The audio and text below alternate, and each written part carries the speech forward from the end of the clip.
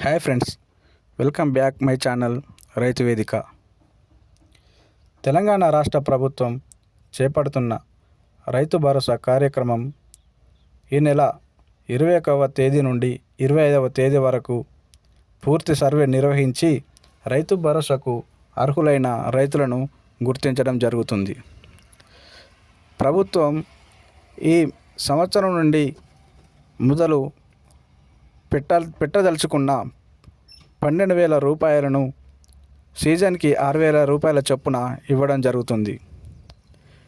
ఇందుకు గాను సర్వే యంత్రాంగం ఆయా గ్రామాల రైతుల యొక్క వివరాలు సేకరించి పూర్తి వివరాలను గ్రామ పంచాయతీ నోటీస్ బోర్డులలో అతికించడం జరుగుతుంది. ఇట్టి కార్యక్రమంలో రైతులు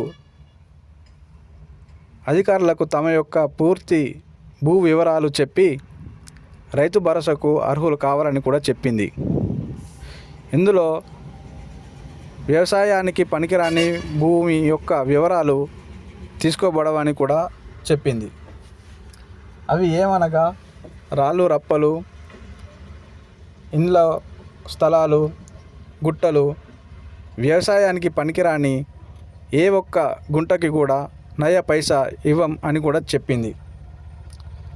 రైతన్నలు ఈ విషయాన్ని గమనించి